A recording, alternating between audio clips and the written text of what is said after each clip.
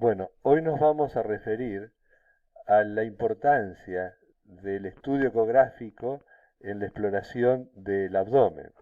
La ecografía, también llamada ultrasonografía, es un método de diagnóstico muy sencillo, no invasivo, que basa su principio en el ultrasonido para crear imágenes bidimensionales o tridimensionales.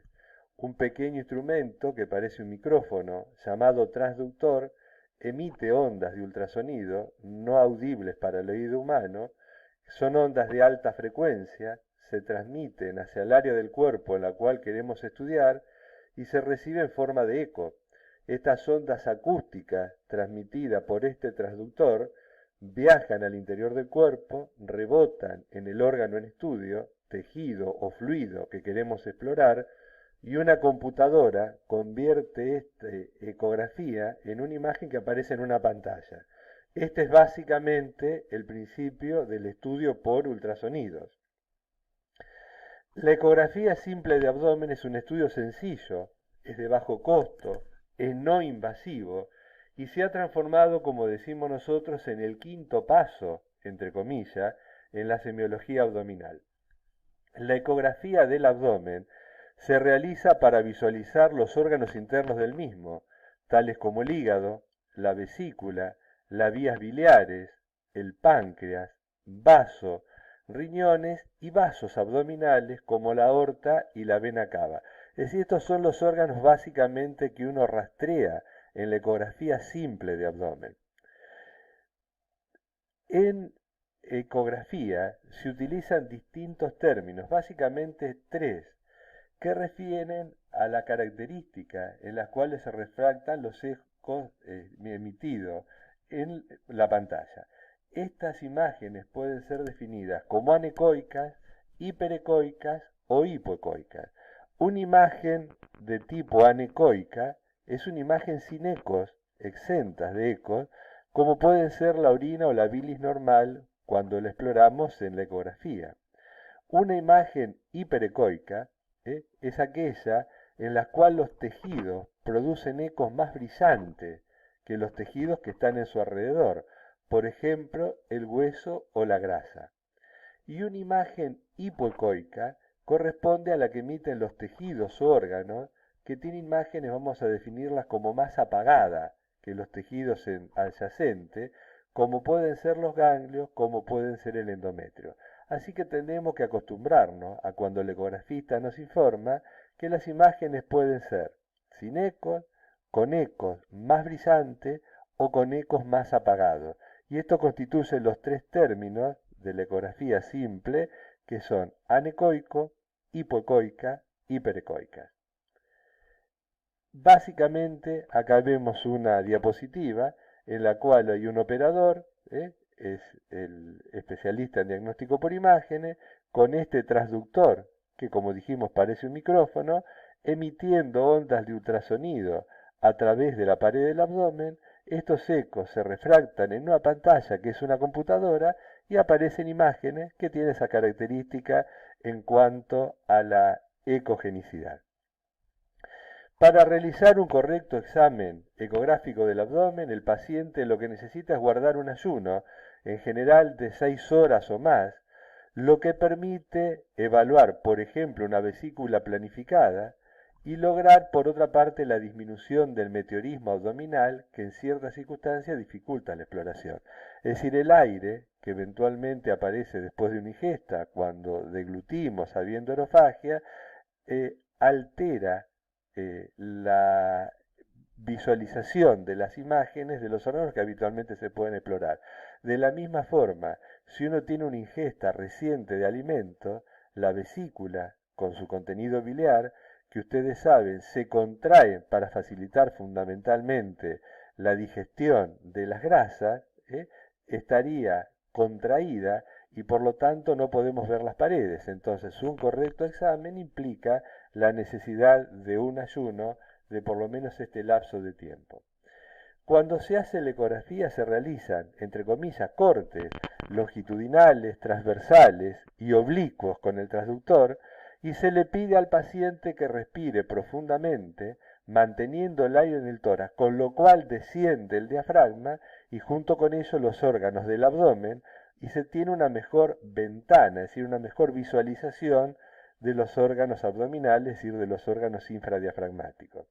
Se debe realizar un correcto examen ecográfico recorriendo las regiones topográficas del abdomen, de manera tal que nosotros podemos evaluar ecográficamente el hipocondrio derecho. ¿Qué es lo que vamos a ver en el hipocondrio derecho? Los órganos factibles de ser visualizados con la ecografía que se encuentran en esta topografía. Por ejemplo, el hígado, la vesícula, la vía biliar principal, que es el colédoco, también la vena porta y la vena esplénica. La ecografía indudablemente es el método más sencillo y más eficaz para detectar una litiasis vesicular. Es de mucha utilidad en el estudio de las ictericias. Cuando nosotros hablamos en términos médicos de las ictericias, decimos que las ictericias pueden ser intrahepáticas o extrahepáticas. Las extrahepáticas habitualmente son las ictericias obstructivas, es decir, aquellas que obstruyen la luz del colédoco y permiten que el colédoco se dilate. Generalmente corresponde a una patología neoplásica de la vía biliar principal del páncreas o bien a una litiasis que esté dentro del colédoco. Son las causas más frecuentes. Por lo tanto, la vía biliar en este caso se dilata. Es decir, que cuando nosotros vemos un paciente con una ictericia, la ecografía es un método sencillo y de muchísimo valor para poder definir si esta ictericia es intrahepática, donde la vía biliar no debería normalmente estar dilatada, o bien una ictericia obstructiva, donde el colédoco está dilatado. El colédoco, si lo medimos a la altura del hilio hepático, en condiciones normales no supera los 6 milímetros. Si un paciente fue operado de vesícula y tiene realizada una colecistectomía, el colédoco con el tiempo se dilata un poquitito con la finalidad de tener mayor cantidad de bilis en los momentos de ayuno. Pero la vía biliar extrahepática, el colédoco a la altura del hilio normalmente no supera los 6 milímetros. Más de 6 milímetros supone una dilatación de la vía biliar y que la ictericia en ese caso sería obstructiva.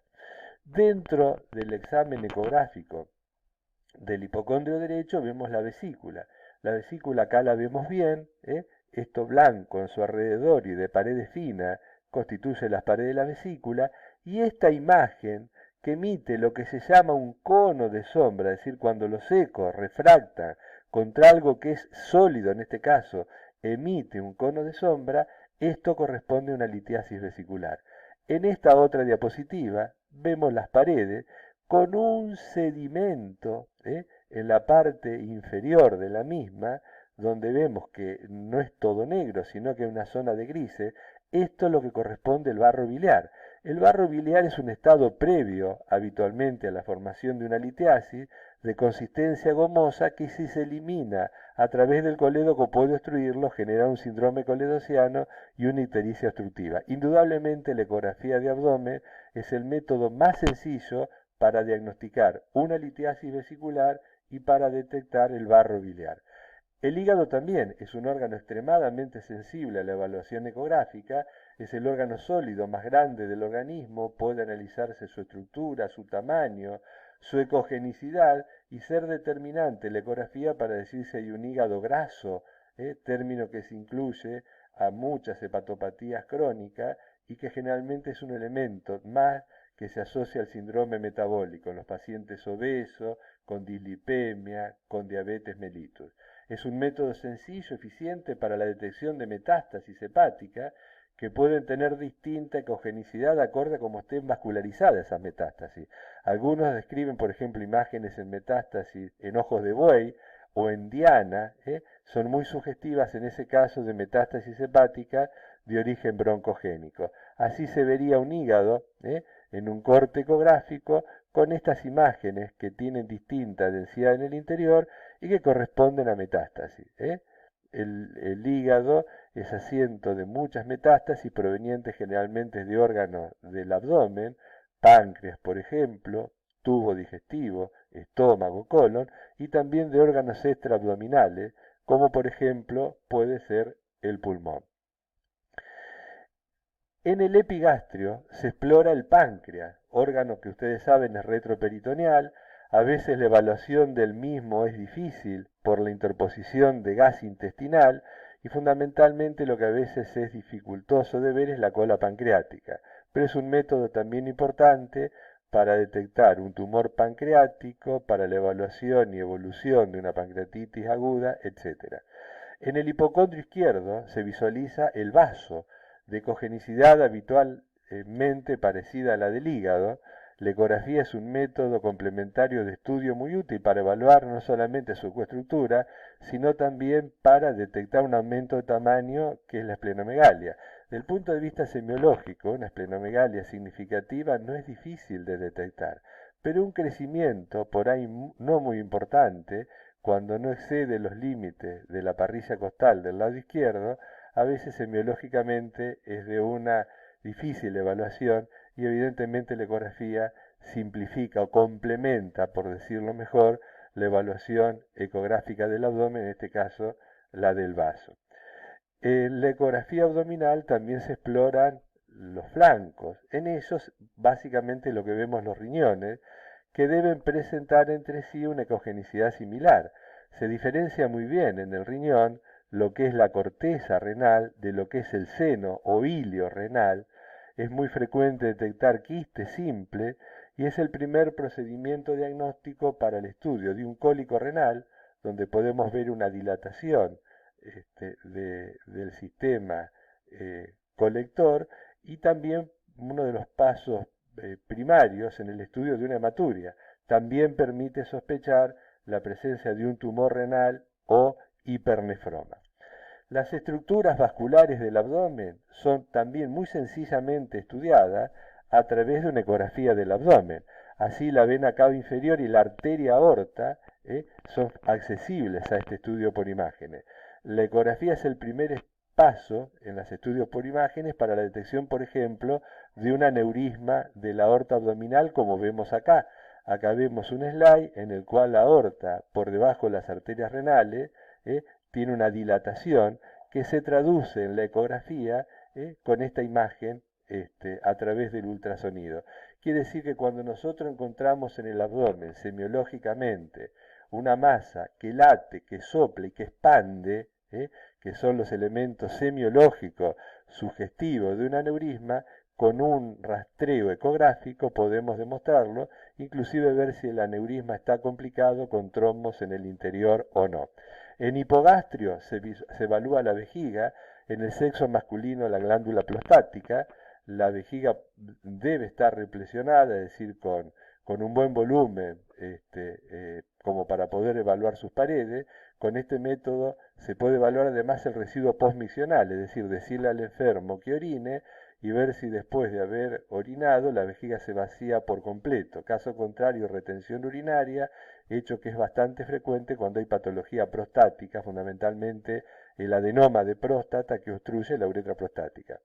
En el sexo femenino puede evaluarse el útero y los anexos, además de la vejiga, y con un transductor endorrectal en el hombre se visualiza mejor la glándula prostática, las vesículas seminales. Un transductor endovaginal permite una mejor definición sobre el aparato genital femenino. Hay complementos que tiene el ecógrafo, por ejemplo el Doppler, que permite la evaluación de los flujos dentro del torrente vascular. En líneas generales, la ecografía del abdomen es un método sencillo, complementario, lo cual no significa que lo suplante a un buen examen semiológico del abdomen.